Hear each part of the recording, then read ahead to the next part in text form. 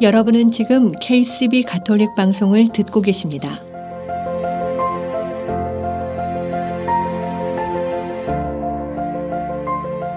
아름다운 세상, 아름다운 사랑. KCB 가톨릭 방송은 하느님의 말씀을 널리 전하기 위해 항상 노력합니다.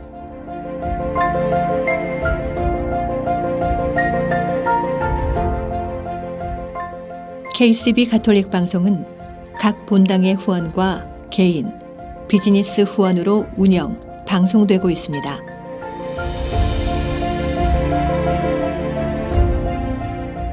KCB 가톨릭 방송의 가족이 되어 주님의 말씀을 전하는 선교사도가 되어주세요. 후원 방법은 체크, 자동이체, 현금, 페이팔을 통해 언제든지 가능합니다.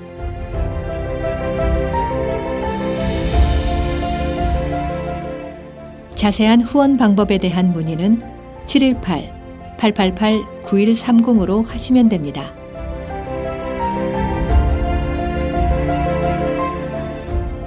KCB 가톨릭 방송 후원회를 위한 월미사는 매월 마지막 토요일 뉴저지 가톨릭 센터에서 봉헌됩니다.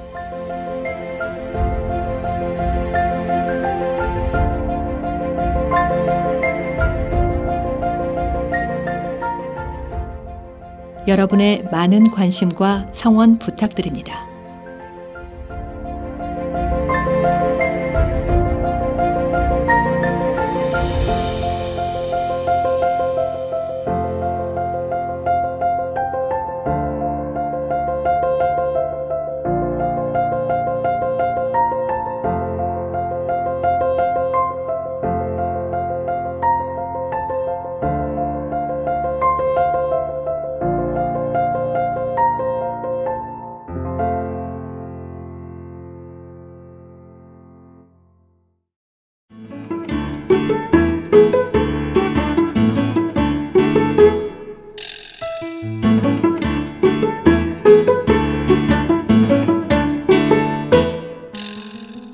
내 신부의 세상살이 시즌2 시간입니다.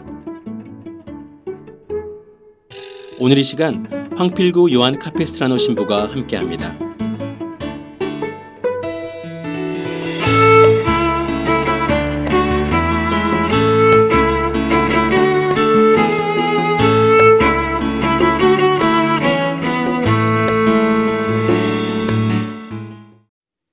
안녕하세요. 내 신부의 세상살이 황필구 신부입니다. 계속해서 저와 함께하는 여행 이야기 좋은 반응 보여주고 계신데 감사드립니다. 어서 이 팬데믹 시대가 막을 내리고 자유롭게 떠날 수 있는 날이 오길 바라봅니다. 지난 시간엔 멕시코로 가봤죠. 제가 멕시코 순례 동안 묵상했던 순교자들의 정신과 신앙, 또 과달루페 성모님에 대한 이야기도 했었어요. 이번 시간엔 같은 아메리카 대륙이기도 하면서 우리가 살고 있는 이 미국의 한 곳을 소개해 볼까 합니다. 바로 뉴올리언스예요. 뉴올리언스. 미국 땅에 살고 있다고 해서 누구나 쉽게 여기저기 곳곳을 여행 다니거나 하지는 못하죠. 웬만한 곳들은 전부 장시간 운전을 하거나 아니면 비행기를 타고 다녀야 하기 때문에 큰맘 먹고 떠나지 않는 한 미국 안에서도 다른 지역을 여행하는 것이 그렇게 간단하지는 않아요. 미국 안에서도 가볼 만한 곳들이 굉장히 많은데 그 중에서 한 곳, 바로 뉴올리언스를 제가 여행했던 이야기 오늘 여러분들과 나눠보고 싶습니다. 뉴올리언스 가보신 분들 많이 계신가요? 뉴욕, 뉴저지에 살면서 적어도 나이아가라 폭포는 한 번쯤 가보셨을 테고 서부 여행까지도 할 수 있으면 뭐 LA나 그랜드 캐년 이런 데까지는 아마 가보셨을 텐데 뉴올리언스 가보신 분들은 상대적으로 그렇게 많지는 않을 것 같아요. 아마 얘기는 많이 들어보셨을 거라고 생각합니다. 저는 학교 다닐 때, 신학교 때 짧은 겨울방학을 이용해서 잠시 다녀온 적이 있어요. 자, 뉴올리언스는 루이지애나 주에 속한 하나의 도시인데 흥미로운 부분이 상당히 많아요. 우선 역사적인 배경부터 한번 보도록 할게요. 처음엔 당연히 원주민들이 살고 있었을 테고 16세기 초에 스페인 탐험가들이 발견을 해서 17세기 또 18세기에 프랑스인들이 북미 미시시피강 유역을 식민지화하는 사업을 진행하면서 이 지역 일대를 새로운 프랑스, 그러니까 누벨 프랑스라고 부르면서 여기에 도시를 세웁니다. 당시 프랑스 국왕이 루이 15세였는데 8살밖에 안 됐었어요. 그래서 친척 중에 한 명이 섭정을 하고 있었는데 이름이 오를레앙 듀크 필리프 2세예요. 그래서 그 이름을 따서 누벨 오를레앙, 영어식으로 발음하면 뉴 올리언스가 된 거죠. 루이지애나 주 이름도 루이 14세 왕 이름을 따서 지은 거예요.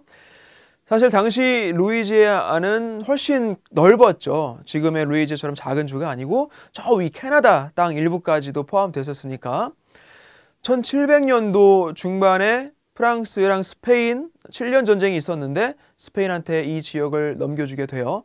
스페인에서 총독을 보내서 여길 관리하게 했는데 거기에 살고 있던 프랑스계 주민들이 이 총독을 쫓아버려요. 그리고 몇 년 있다가 스페인 군대가 와서 다시 통치를 하는데 이후에 프랑스에서는 혁명이 일어나고 나폴레옹 전쟁도 일어납니다. 루이지애아는 다시 나폴레옹이 뺏어와요. 그걸 몇 년 있다가 정확히 1803년에 미국에 얼마? 단돈 15,000불에 물론 지금의 화폐 가치랑은 차이가 크겠지만 팔아버려요. 토마스 제퍼슨 때예요. 이후에 뉴올리언스는 더 큰 도시로 성장하고 미국이 영국하고 독립전쟁할 때 전투도 경험하게 돼요. 미국에서도 손꼽는 무역도시 중에 하나가 되고 독일이랑 아일랜드 이민자들이 들어오기 시작합니다. IT 혁명 때 피난온 프랑스계 또 크레올 IT인들이 도시를 더 발전시키기도 했고 남북전쟁 무렵이랑 20세기 초반까지도 라틴 아메리카 무역이랑 석유 산업을 통해서 사실상 남부 최대 도시로 성장을 해요. 그 이후엔 조금씩 쇠퇴하기는 했죠. 이런 역사적인 배경 때문에 인종도 굉장히 많이 섞여 있어요. 스페인계, 프랑스계, 히스패닉, 아프리카계, 흑인, IT계 등등. 역사적인 부분은 저도 사실 나중에 알게 됐고 뉴올리언즈를 처음에 가보고 싶다라고 생각했던 건 바로 재즈 음악 때문이었어요. 뉴올리언즈가 재즈 음악의 탄생지라는 건 많이들 아실 거예요. 제 전공이 사실 재즈 아니겠습니까? 저희 랩에도 재즈 스쿨 나온 사람이에요. 자, 아주 짧게 재즈의 역사도 한번 훑어보겠습니다. 재즈 음악의 시초는 사실 노동요에서 출발을 했어요. 흑인 노예들이 백인 주인들이 버린 악기들을 주워다가 연주하면서 그렇게 고된 하루 끝에 음악을 통해 위로를 받고 그들 마음속에 응어리 져 있는 한을 표현했던 음악이에요. 백인들의 악기와 흑인 특유의 리듬 또 어떤 서름 같은 한이 더해져서 탄생했다고 볼 수 있죠. 무역 중심지였던 뉴올리언스에 뭐가 많았겠습니까? 무역 상인들이 쉬어갈 수 있는 술집들 그리고 유흥가가 많이 발전됐겠죠. 그곳들이 이제 재즈 뮤지션들의 주요 무대가 되는 거죠. 이후에 재즈 음악은 시카고로 건너가고 그 다음엔 뉴욕으로 가서 재즈 시장에는 막대한 자금력이 더해지고 그렇게 세계적인 음악이 되죠. 여러분들 맨하탄 가시면 블루노트라는 재즈 바가 있죠. 블루노트라는 건 재즈 음악 연주할 때 쓰는 음계 이름이에요. 메이저 스케일, 마이너 스케일, 블루 스케일 이렇게 여러 가지 음계 스케일들이 많은데 블루노트는 이 음계 이름을 딴 음반사였어요. 재즈 뮤지션들 대형 뮤지션들이 전부 이 블루노트 음반사 그러니까 레이블을 통해서 앨범을 내고 엄청난 상업적인 성과를 거두죠. 이제 현대의 재즈는 이제 미국을 넘어 유럽, 남미, 아시아로도 건너가서 다양한 형태로 발전되고 변형되고 그렇게 새로운 음악이 됐죠.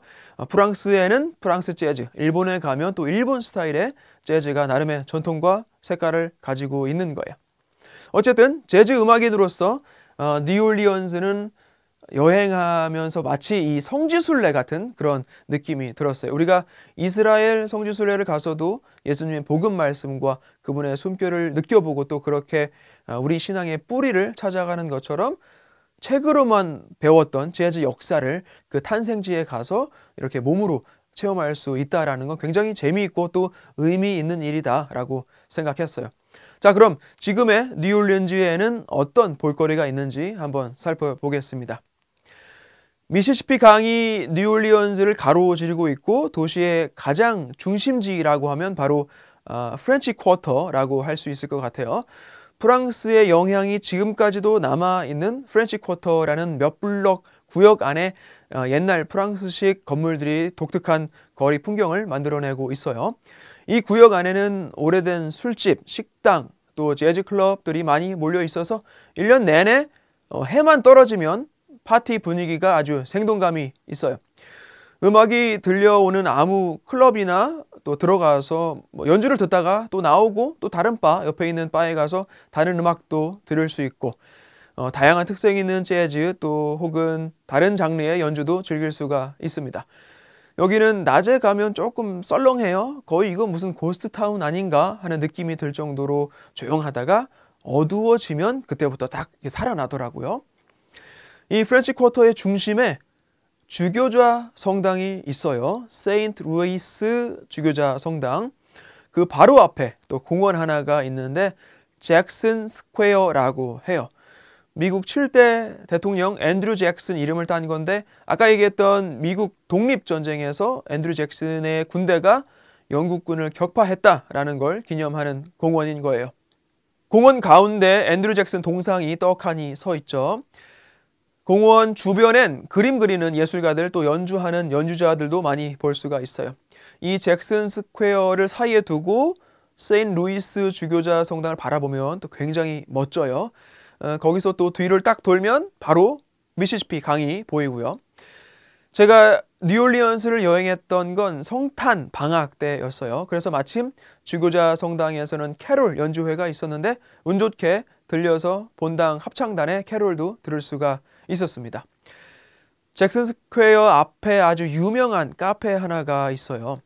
카페 드 몽드라는 프렌치 스타일 카페인데 여기에 베니에라는 도넛이 유명해요. 우리가 흔히 생각하는 모양의 도넛은 아니고 투박한 네모 모양의 도넛인데 슈가 파우더를 듬뿍 뿌려서 먹는 거예요. 사람들이 이거 먹겠다고 줄을 길게 서서 몇 개씩 사다 먹고 그러는데 저도 아침 일찍 일어나서 커피 한 잔이랑 먹어봤죠. 맛있어요. 뭐랑 비슷하냐면 우리가 알고 있는 그 꽈배기 아시죠? 근데 알갱이 설탕이 아닌 파우더 설탕을 뿌렸다고 생각하면 조금 비슷할 것 같아요. 근데 조금 더 부풀어 올라와 있고 조금 더 부드러워요. 하긴 뭐 밀가루, 기름, 설탕 안 마실 수가 없죠. 커피 한 잔이랑 먹으면 더 맛있습니다. 한번 먹어볼 만한 것 같아요. 재즈 역사에서 정말 많은 연주자들, 뮤지션들 이름을 댈 수가 있지만 빼놓을 수 없는 사람이 한 명 있다면 바로 루이 암스트롱일 거예요. 닐 암스트롱 아니에요. 헷갈리시면 안 돼요. 그분은 달나라 가신 분이고 루이 암스트롱은 재즈 뮤지션이에요. 재즈 뮤지션이란 얘기는 작곡가라는 의미를 포함하는 거고 거기에 트럼펫 연주자였죠. 사진 검색해보면 항상 볼 빵빵하게 해서 트럼펫 부는 모습을 볼 수가 있어요. 그리고 또 노래도 굉장히 잘하는 보컬리스트였기도 해요. 즉흥 연주, 그러니까 스캣이라고 하죠. 저는 잘 못하는데 스캣을 잘하는 거로 또 유명하고 노래 히트곡이라고 하면 누구나 알고 있는 What a Wonderful World 아시죠? 그런 노래가 또 있고 뉴욕에 가면 또 이 양반 그 생가가 있습니다. 퀸즈의 코로나로 가시면 생가 투어도 할 수 있어요. 저도 가봤는데. 그리고 여기 뉴올리언즈에는 암스트롱 공원이 있어요. 가보시면은 현대식의 조각 작품들도 이렇게 있고 뉴올리언즈가 특별한 이유 또 한 가지는 바로 음식이에요. 음식. 좀 아까 그 프렌치 스타일의 도넛 베니에도 언급했지만 정말 다양한 인종이 섞여서 새로운 문화를 만들어냈던 역사와 더불어 독특한 음식들도 참 많아요. 크레올 요리, 크레올 음식이라고 해요. 프랑스, 스페인, 라틴계, 아프리카계, 흑인, 뭐 미국 남부 스타일 다 혼합되어 있다라고 생각하시면 될 것 같아요.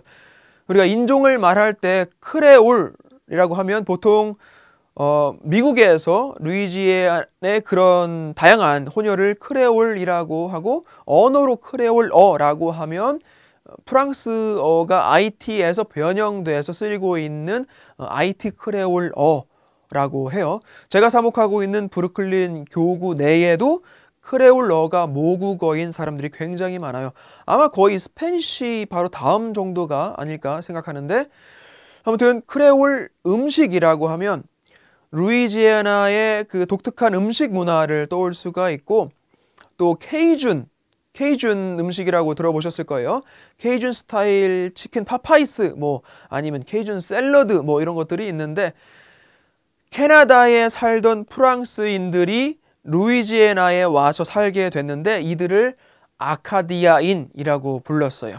불어 발음으로 하면 아카댕이라고 했는데 루이지애나에선 카댕이라고 발음했던 거예요. 그래서 카댕, 케이댕, 케이둔이라는 단어가 만들어진 거죠. 매콤한 양념과 향신료를 많이 쓰는 게 특징이에요. 미국 사람들 매운 거 못 먹는다고 여러분들 생각하시겠지만 여기는 달라요. 타바스코 핫소스 아시죠? 루이지애나에서 만드는 거예요. 종류가 엄청 많아요. 여러분들 한 가지, 두 가지 정도만 알고 계시겠지만 이 핫소스만 종류 엄청 쌓아놓고 파는 가게들도 여럿 있을 정도예요. 그 정도로 매운 거를 즐겨 먹는 사람들이 여기에 살고 있어요. 자, 뭐가 있을까요? 크레올 요리. 먼저 간단하게 먹을 수 있는 포보이라는 게 있어요. 샌드위치죠. 들어가는 재료는 다양할 수 있는데 양념 소스만 조금 독특한 것 같아요. 저는 주로 굴 튀김이 들어간 샌드위치를 먹었었어요.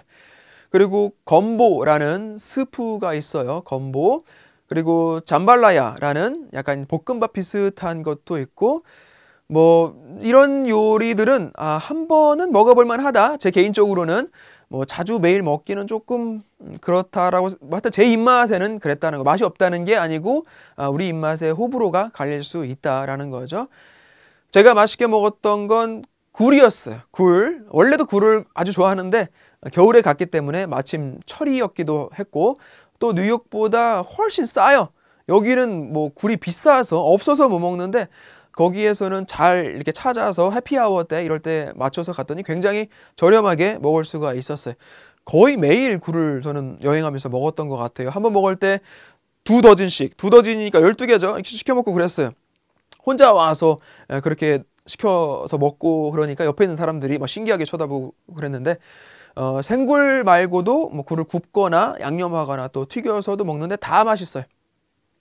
그리고 게나 뭐 새우 같은 거 그 양념 맵게 해서 쪄 나오는 거 있잖아요. 이제 그런 것도 거기에 있어요. 그리고 저는 그 크로우피쉬라고 하죠. 민물가재 작은 거. 솔직히 그게 새우보다 뭐 맛있는 건 아닌데 이상하게 중독성이 있는, 그래서 한두 개 까먹다 보면 한 접시를 어느새 내가 다 먹고 있는 그런 맛있게 먹었어요. 아무튼 그런 것도 있고, 음식은 뭐 저도 한 번 짧게 여행 갔던 거를 아주 잘 알지는 못해요. 뭐 요 정도인데, 뉴올리언즈에서 만들어진 나름 유명한 칵테일이 있어요. 허리케인이라는 칵테일.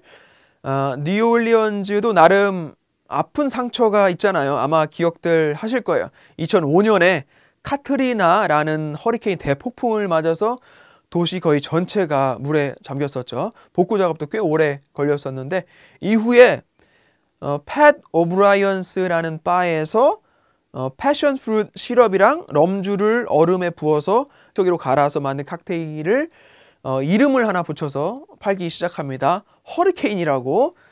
대박이 났죠. 저는 미국 온 지 얼마 안 돼서 뉴욕에서 어디 우연하게 한번 이 허리케인이라는 칵테일을 마셔보고 굉장히 마음에 들었던 기억이 있어요. 일단 우리가 칵테일 하면 양이 좀 적어요. 작게. 괜히 비싸고. 그때만 해도 저는 그렇게 생각을 했었어요. 근데 허리케인은 일단 양이 많아요. 그리고 좀 달달한 게 꽤 세요. 또 2잔 마실 필요가 없어요. 한 잔이면 충분해요. 경제적이죠. 뉴올리언즈에 가서 알았어요. 여기가 원조였구나. 그래서 자, 짧은 여행이었지만 참 여러 가지로 많은 매력이 있는 도시예요. 루이지애나 주의 뉴올리언스, 복잡하면서 흥미로운 역사를 가지고 있고 그런 배경으로 다민족이 공존하고 있고 미국 다른 곳에선 찾아볼 수 없는 그들만의 독특한 문화와 음식이 있고 재즈가 있는 곳, 언젠가 다시 한번 가보고 싶은 곳입니다. 여러분들도 미국 내에서 이국적인 여행지를 찾고 계시다면 뉴올리언스 추천드리고 싶어요. 자, 오늘 여행은 또 어쨌는지, 또 가보신 분들은 여러분들 경험도 한번 나눠주시고 댓글로 남겨주시면 괜찮을 것 같아요. 저는 다음 시간에 또 다른 재미있는 여행지로 여러분들과 함께 하도록 하겠습니다. 고맙습니다.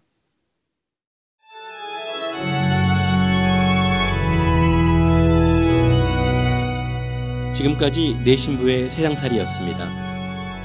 다음 주 이 시간 이상빈 알렉산더 신부가 함께합니다.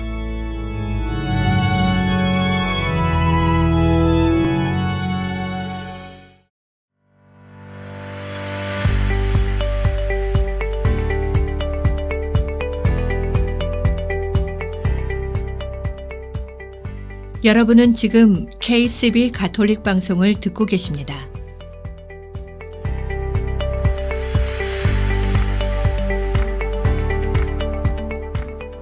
아름다운 세상, 아름다운 사랑.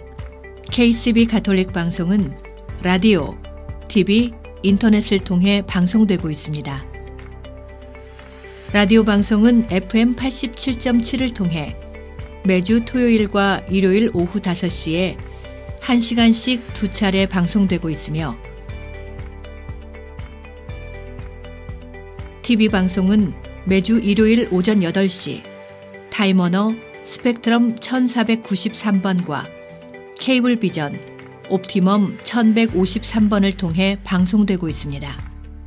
KCB 가톨릭 방송의 모든 프로그램은 홈페이지 www.kcbny.org와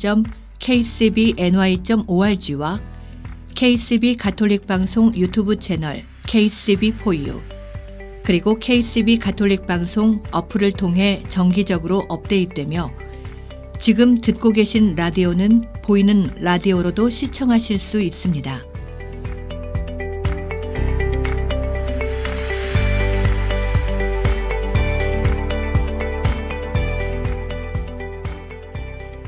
애청자 여러분의 많은 관심과 성원 부탁드립니다.